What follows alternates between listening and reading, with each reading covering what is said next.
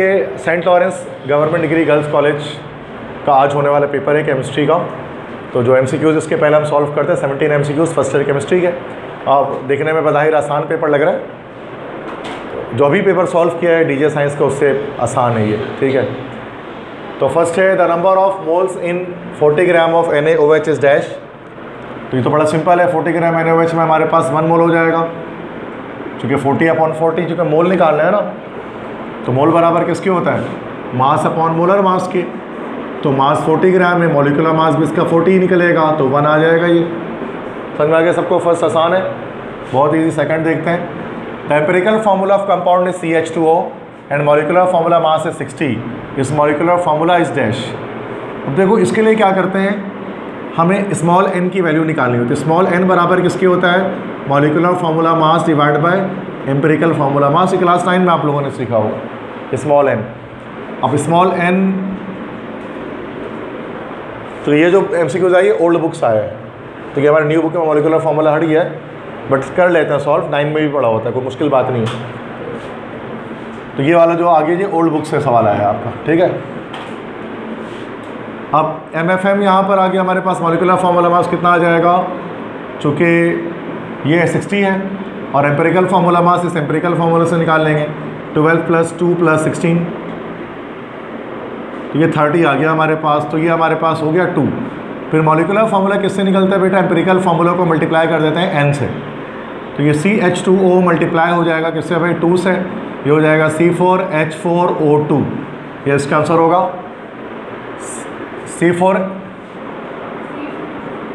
C2H4O2। तो इसका आंसर हो जाएगा B, C2H4O2। सही है। तो निशान आप नहीं लगाया भाई, हाँ तो सही है। तो इससे पता लग जा रहा है कि आपने क्या क्या करेक्ट किया। थर्ड है the n+L value of 4p orbital is dash. तो इसकी n वैल्यू तो 4 हो गई और L वैल्यू इसकी 1 हो गई, तो 4 + 1 कितना, 5। ये भी सही लगाया, 5 है, ठीक है। नेक्स्ट है salt which is formed by the neutralization of weak acid and strong base, मतलब बेसिक सॉल्ट पूछा जा रहा है। अगर ये भी हमारा रिड्यूस हो गया, जो कि सॉल्ट का टॉपिक रिड्यूस है चैप्टर 8 से, बट बता सकते हैं, आसान बात है। वीक एसिड और स्ट्रॉन्ग बेस के न्यूट्रलाइजेशन से कौन सा सॉल्ट हमारे पास बनेगा, ठीक है। अब ये बेसिक सॉल्ट बनेगा जो सोडियम कार्बोनेट है। कैसे, चूँकि जब हम एक वीक एसिड लेते हैं H2CO3 और एक स्ट्रॉन्ग बेस लेते हैं NaOH, तब जाकर ये हमारे पास बनता है सोडियम कार्बोनेट प्लस वाटर। तो ये एक बेसिक सॉल्ट हो गया, सही है, सी ऑप्शन करेक्ट है। तो मसला मैट्रिक में ही पढ़ा था हमने, weak acidic salt, basic salt, neutral salt. Number 5 है this series of lines is produce when electron jumps from the 4th orbit to 2nd orbit. तो लो बेटा पहले बोतल पी लो, लो बेटा पहले बोतल पी लो। लाइमन बाल्मर पासन ब्रैकेट फंड, पहले में आया तो लाइमन, सेकंड में आया तो बाल्मर, तो बी ऑप्शन बाल्मर। सही है, क्लियर है, आसान। तीसरे में आया तो पासन, चौथे में आया तो ब्रैकेट, पाँचवें आया तो फंड। छठे पे इफ़ ABC बराबर और angle 90 degree, simple cubical, ABC सब बराबर है और अल्फा बीटा गैमा सब 90 डिग्री है, तो कौन सा क्रिस्टल हो गया, सही क्यूबिकल। बहुत ही आसान MCQ, ठीक है। इसके बाद the vapour pressure of water at 100 degree Celsius, ये याद करने की चीज़ है। ये गलत लगा दिया आपने, ठीक है। Giesecke 62 नहीं होगा, Giesecke 62 तो एटमॉस्फेरिक प्रेशर है। वाटर का जो वेपर प्रेशर होता है ना 100 डिग्री सेल्सियस पर, वाटर का कहा जा रहा है, सॉरी, सही कहा आपने, ये बॉइलिंग पॉइंट है। वेपर प्रेशर वाटर का 100 डिग्री सेल्सियस पढ़ना तो एटमॉस्फेरिक के बराबर हो जाएगा, सही है, समझ हाँ, फिर सही है। मुझे लगा 25 डिग्री सेल्सियस पर पूछना, ठीक है। तो 762, फिर ये तो कॉन्सेप्ट है सिंपल ना, बॉइलिंग पॉइंट रीच कर जाएगा। लेकिन यहाँ बताना चाहता है एट सी लेवल, तो जाकर ये होता, बट कोई मसला नहीं चलेगा। तो इतनी छोटी छोटी गलतियाँ तो हर पेपर में होती हैं, कॉन्सेप्चुअल मिस्टेक। ओके, 8वां है the bond formed in chlorine molecule is due to this overlap of orbital. अब ये तो हमें पता है कि क्लोरीन में Cl2 में PP ऑर्बिटल की ओवरलैपिंग होती है, PP ओवरलैपिंग होती है ना, तो ये सही है, सी ऑप्शन PP ओवरलैपिंग, चूँकि P ब्लॉक एलिमेंट है क्लोरीन, दैट्स वन। तो मसला आसान है। The angle between sp2 hybrid orbital 120 degree, sp3 में 109.5 होता है, sp में 180 डिग्री होता है, पता है सबको। खुद से ही किया सारा था अपने, ये बेहतरीन भाई, सारे सही कर रहे हो। 10वां है on Kelvin scale absolute zero is equal to dash 273 Kelvin scale में, तो गलत है, चारों ऑप्शन गलत है इसमें। तो केल्विन स्केल में तो 0 केल्विन होगा, एब्सोलूट ज़ीरो। केल्विन तो दिया हुआ ही नहीं है।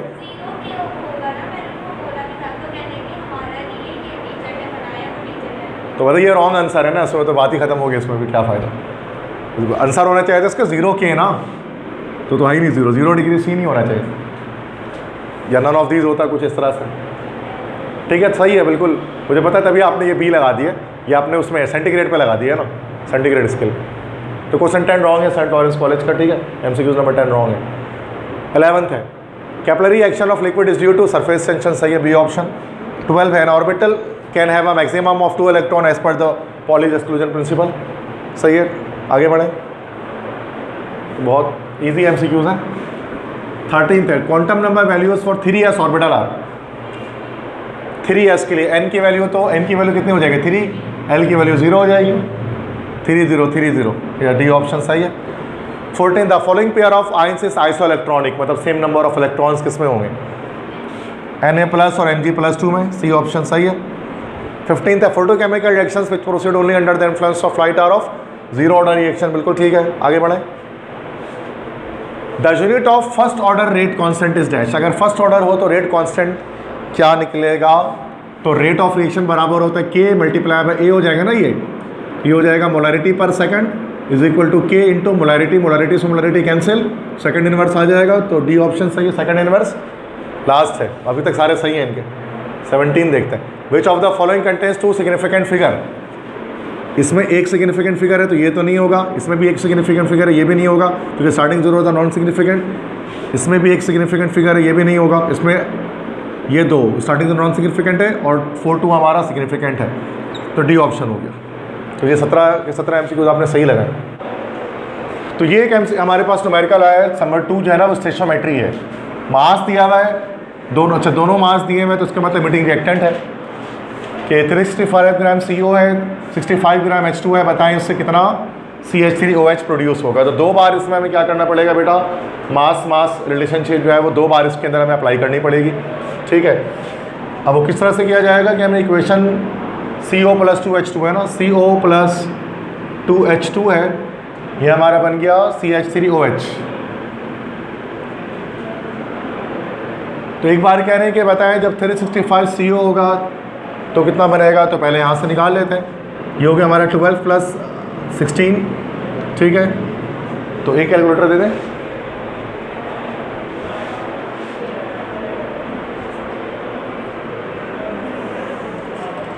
ठीक है। तो ये 12 + 16 हमारे पास हुआ, दिस इज 28। अब 28 ग्राम से हमारे पास ये कितना बन रहा है, दिस इज 12 + 3 + 16 + 1 32 ग्राम। तो 365 ग्राम से कितना बनेगा, तो x ग्राम बनेगा हमारे पास। तो यहाँ से हम निकाल लेंगे x की वैल्यू निकालेंगे, 28/32 is equal to 365/x। 28x बराबर हो गया 365 × 32, x बराबर हो गया 365 × 32 डिवाइड बाय 28। तो 365 × 32 डिवाइड बाय 28, यह आ गया हमारे पास 417.14 ग्राम, ठीक है। तो एक बार इसमें निकाले, एक बार फिर हम लोग निकाल लेते हैं उसके लिए। हाइड्रोजन से कितना आ रहा है, तो CO + 2H2, ये बन गया हमारा CH3OH। अब हाइड्रोजन से देख लेते हैं कि कितना हमारे पास जो है वो ये आ रहा है, ठीक है। तो ये हो गया हमारा 4 ग्राम से बना, ये हमारा 32 ग्राम। तो कितना ग्राम से बताना है भाई, 65 ग्राम से कितना बनेगा, x ग्राम बनेगा, ठीक है। तो ये हो जाएगा 4/32 is equal to 65/x। 4x बराबर हो गया 65 × 32, x बराबर हो गया 65 × 32/4।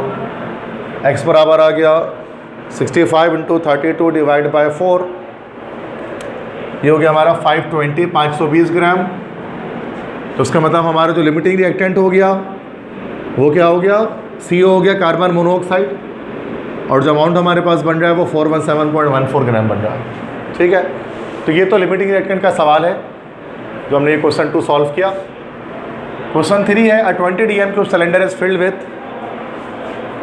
4.25 moles of oxygen gas and 12 moles of helium gas at 25 degree Celsius. कह रही है वॉल्यूम हमें दिया हुआ है, कितने डीएम क्यूब सिलेंडर फिल किया गया रहा है, 4.245 moles of oxygen gas and 12 moles of helium gas, दोनों के मोल्स दिए जा रहे हैं, टेम्परेचर दिया जा रहा है। Calculate the total pressure of gas mixture and partial pressure of oxygen and helium gases in the cylinder. Okay, तो अब ये क्या, ये बुक का सवाल है या कुछ अलग है? देखते हैं, अलग अलग चीज़ें। टोटल प्रेशर कहा जा रहा है, पार्शियल प्रेशर, 3 चीज़ें बतानी है। पहले तो टोटल प्रेशर बताना है, तो टोटल प्रेशर पीटी बराबर किसके हो जाएगा? अगर हम Dalton's law of partial pressure use करें तो number of moles of gas multiply by 8। तो पीटी बताने के लिए, अच्छा टोटल प्रेशर अगर हमें बताना है तो इसके लिए हमें पार्शियल प्रेशर पता होना चाहिए दोनों का, जो हमें पता नहीं है। ओके, सबसे पहले टोटल प्रेशर यहाँ पर हम पता लगाएंगे किससे? जनरल गैस इक्वेशन से, P V equal to N R T से। यहाँ से टोटल प्रेशर हमें पता लगेगा। तो मैं इसको सॉल्व कर लेता हूँ। यहाँ पर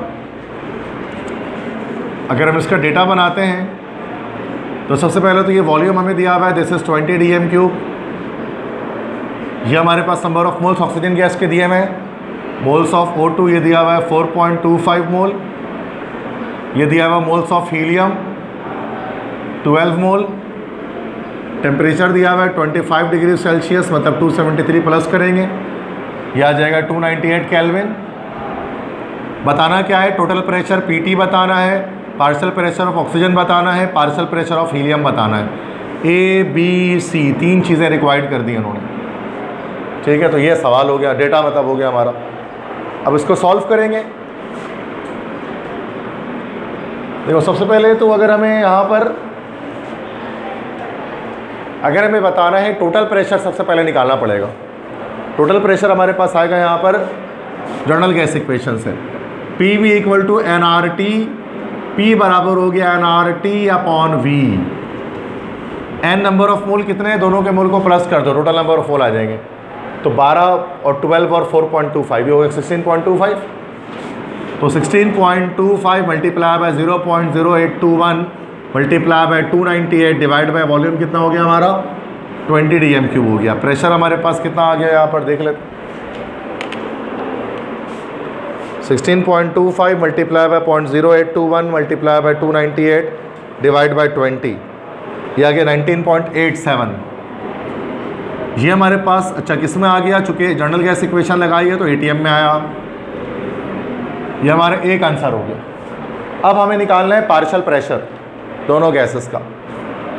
जैसे ऑक्सीजन गैस का अगर निकालना है तो पार्शियल प्रेशर ऑफ O2 किसके बराबर हो जाएगा? Number of moles of O2 divide by total number, ये डाल्टन्स लॉ लगाएंगे, ठीक है, मल्टीप्लाई बाय टोटल प्रेशर। तो number of moles of O2 कितना हमारे पास है? ये रहा 4.25, टोटल मोल हो गया 16.25 मल्टीप्लाई बाय टोटल प्रेशर आ गया 19.87। कितना आ गया partial pressure of oxygen gas हमारे पास?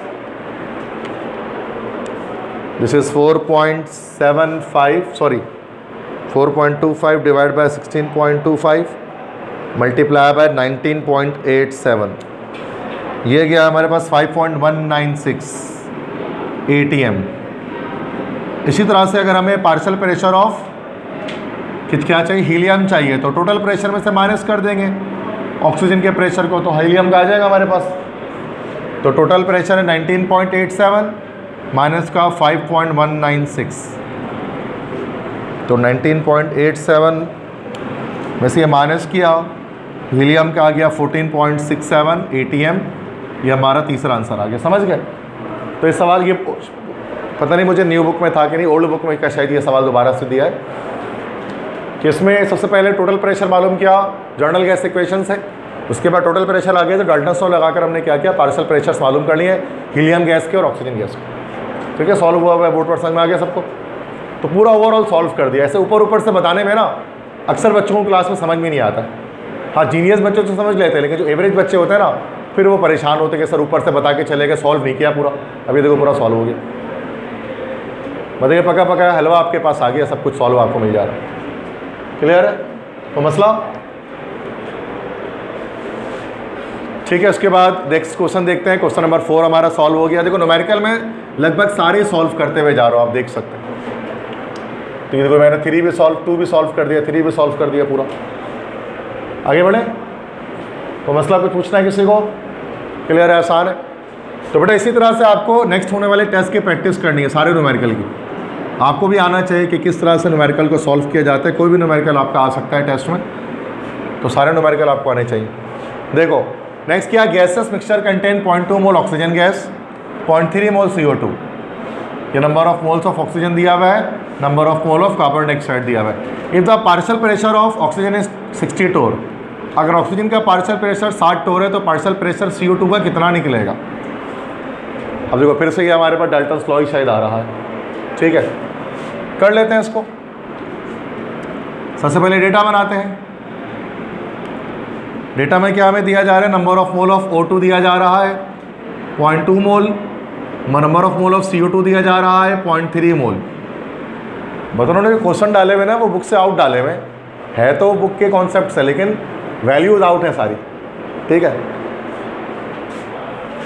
If the partial pressure of oxygen is 60 टोर, अगर ऑक्सीजन का पार्शियल प्रेशर 60 टोर है तो बताइए पार्शियल प्रेशर CO2 का कितना होगा?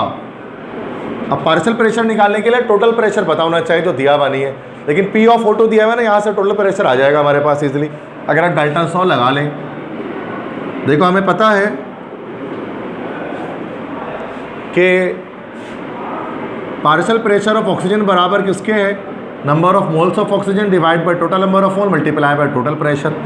अब पार्शियल प्रेशर ऑक्सीजन क्या है? 60 torr. Number of mole of oxygen कितना है भाई? 0.2 मोल है। 0.2 मोल ऑक्सीजन, टोटल कितना हो गया? 0.2 प्लस 0.3 0.5 मल्टीप्लाई बाय PT। यहाँ से टोटल प्रेशर पता लग गया। PT बराबर हो गया 60 मल्टीप्लाई बाय 0.5 डिवाइड बाय 0.2। ये हो गया 60 मल्टीप्लाई बाय 0.5 डिवाइड बाय 0.2। ये आ गया हमारे पास 150 150। ये आ गया 150 टोर। अब मालूम कर लेते हैं पार्शियल प्रेशर ऑफ CO2। वो तो डायरेक्ट आ जाएगा ना, PT में से माइनस कर दो आप ऑक्सीजन के पार्शियल प्रेशर को, तो टोटल कितना हमारे पास है? 150। और O2 का कितना प्रेशर है हमारे पास? जैसे 60 माइनस कर दो उसमें से, ये हमारे पास आ जाएगा 90 टोर। आंसर समझ में आया सबको? तो इस तरह से लॉजिक्स बनाने पड़ते हैं सवाल के अंदर ना, सवाल जैसा भी है। अब जैसे मुझे पता था कि PCO2 मालूम करना है तो टोटल प्रेशर पता होना चाहिए। अब टोटल प्रेशर कैसे पता होगा? तो मैंने देखा PO2 दिया हुआ था, पार्शियल प्रेशर ऑफ ऑक्सीजन, तो उसको यूज़ करते हुए मैंने टोटल प्रेशर पहले निकाल दिया, देन उसके बाद CO2 का पार्शियल प्रेशर निकाल दिया। तो सवाल कैसा भी आ जाए, अगर आपने कॉन्सेप्ट समझा तो आप आराम से बना सकते, भले वो सवाल बुक से आउट हो, क्या फ़र्क पड़ता। उन्होंने तो सारे सवाल ही बुक से आउट दिए हैं, लाइन से 3 सवाल बुक के एग्जैक्ट नहीं है। ठीक है, हाँ कॉन्सेप्ट बुक का ही है, बट आना चाहिए। वो अलग बात है कि अक्सर बुक के क्वेश्चन ही रिपीट कर देते हैं बोर्ड वाले, लेकिन अगर नहीं भी करते हैं तो हमें आना चाहिए कि सॉल्व कैसे किया जाएगा।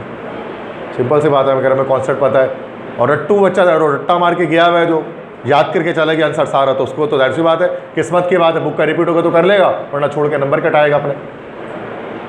और समझने वाले बच्चे की जीत हर वक्त है, वो हर वक्त जीतेगा, कैसा भी पेपर आ जाए। समझने वाला बच्चा हर वक्त कामयाब है, लेकिन रट्टे वाला बच्चा से उसी वक्त कामयाब है जब बुक का सवाल एग्जैक्ट आएगा। अब आप देख लो आप कैसे बच्चे, तो आपको पता लग जाएगा।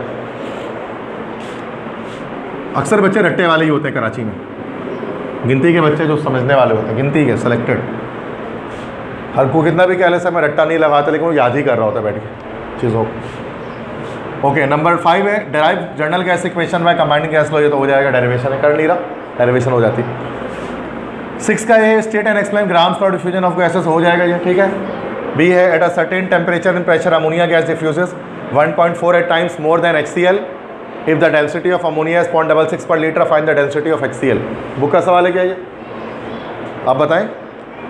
ये वो है ना, ग्राम्स फॉर डिफ्यूजन लग रहा है और डेंसिटी के साथ है, मतलब सिंपल अगर मैं शॉर्टकट मारूं तो पार्शियल क्या कह रहा है, at a certain temperature pressure ammonia gas diffuses 1.48 time more than HCl, मतलब RNH3 upon RHCl is equal to under root density of HCl upon density of NH3। ऐसी हो गई है। अब ये आ गया हमारा 1.48, शॉर्टकट मार रहा हूँ, ठीक है, डिवाइड बाय, अच्छा, if the density of ammonia is 0.66, तो ये डेंसिटी ऑफ HCl हो गया। तो हमने कर दिया क्या भाई, स्क्वायरिंग बोथ साइड कर दिया। जब स्क्वायरिंग बोथ साइड करेंगे तो क्या होगा, रूट कैंसिल हो जाएगा और 1.48 का स्क्वायर हो जाएगा 2.19। तो डेंसिटी ऑफ HCl बराबर हो जाएगा 2.19 मल्टीप्लाई बाय 0.66। तो डेंसिटी ऑफ HCl कितना आ गया, मल्टीप्लाई बाय 0.66, ये आ गया हमारा 1.44। 1.44 यूनिट क्या हो जाएगी, जो बाकी अमोनिया ग्राम पर लीटर है तो उसकी भी ग्राम पर लीटर होगी। आंसर समझ में आ गया सबको, ये ग्राम्स लॉ से बन गया, ठीक है, सिंपल। डायरेक्ट सॉल्यूशन कर दिया, रिटर्न ही बना रहा हूँ। पढ़ा मैंने ग्राम्स लॉ, जिसको पता है वो बना लेगा, उसके लिए कौन सी बड़ी बात है। को मसला 7-6 क्वेश्चन में समझ में आ गया। काफ़ी न्यूमेरिकल डाले हुए उन्होंने, लाइन से न्यूमेरिकल ही चल। नेक्स्ट है 7 है, what is the radioactivity, write the properties alpha particle, easy. 8 है, write the electronic configuration of copper bromine, हो जाएगा, दोनों कल भी किया। 9 है, using n+cell to arrange 4d 7s 4f energy level in according ascending order of energy, हो जाएगा, कर लोगे ना असेंडिंग ऑर्डर ऑफ एनर्जी के लिहाज से। n+cell रूल नहीं कर सकोगे, 3 ऑर्बिट है ना, 4d है, 7s है और 4f है। और इलेक्ट्रॉनिक कन्फिग्रेशन कर लोगे, पक्की बात है। और जब कॉपर प्लस है, अच्छा ब्रोमीन माइनस है तो उसमें तो 36 इलेक्ट्रॉन तुम लगा दोगे, लेकिन ये कॉपर प्लस लगा हुआ है तो कॉपर में 28 इलेक्ट्रॉन है। तो नॉर्मली हम लोग क्या करते हैं, एंड में जब आते हैं तो 4s1 3d 10 करते हैं ना। अब एक इलेक्ट्रॉन कम है, 28 इलेक्ट्रॉन है, तो याद रखिएगा कि 3d से कम नहीं करना इलेक्ट्रॉन को, 4s से कम करेंगे। तो ये हो जाएगा 4s0 3d 10, क्योंकि फोर्थ शेल वैलेंस शेल है ना, लास्ट शेल से इलेक्ट्रॉन पहले निकलता है। वैसे होना क्या चाहिए, 3d से कम होना चाहिए नॉर्मल कॉन्सेप्ट के लिहाज से, कि सर इलेक्ट्रॉन अगर हमें 28 लगा रहे हैं तो 4s1 3d 9 हो जाएगा, लेकिन ऐसा नहीं है। हमेशा जब इलेक्ट्रॉन हम निकालते हैं तो वो 4s से पहले निकालते हैं, 3d से बाद में निकलता है, याद रखिएगा। इसलिए उन्होंने फंसा दिए यहाँ पर, थोड़ा सा छोटा सा प्लस देकर। अक्सर बच्चे गलत करेंगे सवाल को, चूँकि प्लस आ गया, तो क्या सेकेंड ईयर में हम लोग जाकर पढ़ते हैं ये वाला कॉन्सेप्ट, फर्स्ट ईयर में तो पढ़ते ही नहीं। तो कॉपर प्लस में इलेक्ट्रॉन जो एक निकलेगा ना, वो 4s से निकलेगा, 3d से नहीं निकलेगा। तो 4s0 3d 10 होगा एंड में, क्लियर है। अच्छा, इसमें देखो अरेंज करना है, अरेंज कर लेते हैं, कोई बड़ी बात नहीं है। n+l रूल के लिहाज से n वैल्यू कितना हो गया 4 और l वैल्यू कितना हो गया 2 हो जाएगा ना। तो n+l कितना हो गया 6 हो गया, n वैल्यू कितना हो गया 7, l वैल्यू कितना हो गया 0, n+l कितना हो गया 7, n वैल्यू कितना हो गया 4, l वैल्यू कितना हो गया, फिर n+l कितना हो गया। तो पहले क्या लिखा आएगा 4d, उसके बाद 4f, उसके बाद 7s। अरेंज हो गया ये। अगर 2 का n+l सेम आ जाता तो क्या करते हैं, लोअर n वाला पहले फिल करते हैं, क्लियर है। Bohr's radius is 0.529 angstrom, find the radius of third orbit of hydrogen atom. कोई मसला नहीं है। R3 बराबर किसके हो जाएगा, n स्क्वायर मल्टीप्लाई बाय 0.529 के। तो ये R3 बराबर हो जाएगा 3 का स्क्वायर मल्टीप्लाई बाय 0.529, तो ये R3 बराबर हो जाएगा 9 × 0.529 एंगस्ट्रॉम। आ जाएगा आंसर इसका, मसला तो नहीं है। क्वेश्चन 10 है, water cathode rays, describe the experiment of their discovery, right their properties. Cathode ray क्या होते हैं, डिस्चार्ज ट्यूब एक्सपेरिमेंट बता दो, कैथोड रे को कैसे डिस्कवर किया गया और उनके प्रॉपर्टीज़ बता दो। मतलब प्रॉपर्टीज़ ऑफ, अरे अल्लाह के बंदे, ये ओल्ड बुक का सवाल आ गया। ये तो प्रॉपर्टीज़ ऑफ कैथोड रे तो है ही नहीं हमारे न्यू बुक के अंदर, ये ओल्ड बुक में था, ये क्लास 9 में आप लोगों ने पढ़ा होगा प्रॉपर्टीज़ ऑफ कैथोड रेस। और ना ही उसकी डिस्कवरी है, सिर्फ इलेक्ट्रॉन की एक वो डली हुई है ना, सब हेडिंग डली हुई है। ये सवाल उन्होंने गलत दे दिया है, मुझे लग रहा है पूरा पेपर ही तो कहीं इन्होंने ओल्ड बुक से नहीं बना दिया है। मैं आगे बताऊंगा इस बारे में, आगे के सवाल पढ़ के बताऊंगा, क्योंकि अभी तक जिन्हें न्यूमेरिकल मिल रहे हैं सब ओल्ड बुक के मिल रहे हैं, और ये तो सवाल है ये भी ओल्ड बुक का है। आगे देखते हैं, पता लग जाएगा, आगे बढ़े, फिर तो बड़ा मसला हो जाएगा ये, क्योंकि अब तक न्यू बुक का एक भी सवाल दिखा नहीं है मुझे, नाइन्थ थ्योरी के अंदर कुछ मुझे दिखा अब तक। देखते हैं। ओके, नेक्स्ट क्या है, give scientific reason for the following. Evaporation में कूलिंग प्रोसेस हो जाएगा। The order of reaction is 0 for photochemical reaction हो जाएगा। Water expand when cooled below 4 degree Celsius, anomalous expansion of water कराया था मैंने, हो जाएगा। Surface tension of water is greater than that of ethyl alcohol, intramolecular force चुके हैं ज़्यादा है इसमें, क्लियर है। आगे बढ़ो। Define the terms ionization potential. क्या आयोनाइजेशन पोटेंशियल नहीं किया ना, ओल्ड बुक है, ये है ही नहीं है हमारे न्यू बुक में, ओल्ड बुक का है आईपी। इलेक्ट्रोनेगेटिविटी ये भी ओल्ड बुक का है। एक्टिवेशन एनर्जी तो है, ये हमारे चैप्टर्स में है, कोलॉइड भी हो जाएगा, सही है। ये दो ओल्ड बुक से दे दी उन्होंने, आयोनाइजेशन पोटेंशियल, इलेक्ट्रोनेगेटिविटी, ठीक है। 13th है राइट द मॉलिक्यूलर ऑर्बिटल, नहीं न्यू बुक से बनाया है, एमओटी जो कि ओल्ड बुक में नहीं था। Write the molecular orbital energy diagram of N2 molecule in determine its bond order also predict whether paramagnetic, हो जाएगा ये वाला काम। ये तो सब में ही आ रहा है, हर कॉलेज में आ रहा है। Under high pressure magnesium reacts with oxygen to form, अच्छा परसेंटेज यील्ड वाला सवाल, ये बुक का सवाल है, परसेंटेज यील्ड वाला, तो ये उन्होंने परसेंटेज यील्ड दिया है, इट मीन्स के न्यू बुक से फॉलो किया जा रहा है, ठीक है, क्लियर है तो मसला। तो ये सॉल्व नहीं कर रहा मैं, बुक का सवाल है एग्जैक्ट, न्यू बुक का सवाल है, हो जाएगा। सेक्शन सी देख लेते हैं। 3 है write the postulate of Bohr atomic theory, also drive and calculate an expression for the calculation of radius of hydrogen, हो जाएगा। What is liquid air, mention its 3 uses, also explain the method of liquefaction of गिलिंडेज method of gas liquefaction. तो ये एक long निकल गया, दूसरा long देखते हैं। व्हाट इज ऑर्बिटल हाइब्रिडाइजेशन, मतलब hybridization, explain the shape of ethene and ethyne molecule on the basis of hybrid orbital model. Ethene ethyne का शेप डिस्क्राइब कर देना। इथीन इथाइन पता है ना सबको, C2H4 का करना है, इसमें sp2 हाइब्रिडाइजेशन होगी, और C2H2 का करना है, इसमें sp हाइब्रिडाइजेशन होगी, लीनियर शेप आएगा, पता है सबको, ये भी हो जाएगा। Explain the structure of BeCl2 and ammonia on the basis of VSEPR and hybrid orbital model. अब इन दोनों को भी वेस्पर मॉडल से भी बता दें इनका शेप, और हाइब्रिडाइजेशन से भी बता दें, हो जाएगा। क्या है ना, ये सब कॉपी का सवाल है, ठीक है, आगे बढ़ें। अच्छा सी भी उन्होंने दे दिया जो कि आता नहीं है। What is meant by the term rate of reaction and rate constant, explain the effects of surface area of reactant and temperature on the rate of reaction, हो जाएगा, बट बहुत लेंथी सवाल हो गया, क्योंकि आप पहले हाइब्रिडाइजेशन बता रहे हो, उसमें इथीन इथाइन दोनों की हाइब्रिडेशन बता रहे हो, पहले वो बहुत लंबा हो गया। उसके बाद BeCl2 अमोनिया दोनों का शेप आप वेस्पर से भी बता रहे हो, उसके बाद फिर हाइब्रिडाइजेशन से भी बता रहे हो, ये और लंबा हो गया। उसके बाद फिर बाद में कह रहे रेट ऑफ रिएक्शन को भी डिफाइन करें, रेट कांस्टेंट को भी डिफाइन करें, उसके बाद सरफेस एरिया ऑफ रिएक्शन और टेम्परेचर का रेट ऑफ रिएक्शन पे क्या इफेक्ट होता है उसको एक्सप्लेन करें। तो काफ़ी लॉन्ग सवाल है, तो सी डालना नहीं चाहिए था, इसमें उन्होंने डाला वैसे ही। ए और बी भी होता तो ये सवाल काफ़ी था। 5 है state Le Chatelier's principle, apply this principle to manufacture of ammonia by Haber process, ठीक है, हो जाएगा ये। How concentration and temperature change affect the state of equilibrium, और हाँ ओके सही है, यहाँ पर सिर्फ स्टेटमेंट पूछ रहे हैं और हेबर प्रोसेस, और यहाँ पर एक्सप्लेनेशन में से ना टेम्परेचर और कंसंट्रेशन का इफेक्ट पूछ ले रहे हैं। Change in concentration, change in वो नहीं था, हेडिंग नहीं की थी हम लोगों ने, ली चैटलर की जो एक्सप्लेनेशन थी उसके 2 हेडिंग पूछ ले रहे हैं कि कंसंट्रेशन और टेम्परेचर का क्या इफेक्ट होता है इक्विलिब्रियम पर, क्लियर।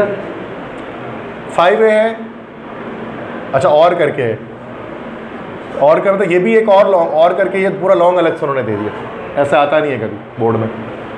5 है state Raoult's law and derive it's mathematical expression, under what condition does Raoult's law applicable, ठीक है, हो जाएगा ये। Under what condition does Raoult's law में आइडियल सॉल्यूशन को बता देंगे ना कि आइडियल सॉल्यूशन पे एप्लीकेबल होता है। Glucose is a non volatile solute in water, ये पूरा जो 2 क्वेश्चन है ना, एक सवाल वो वाला, राउल्ट्स लॉ के 2 सवाल तो उसमें से एक ये है न्यूमेरिकल में, बुक का सवाल है, क्लियर है।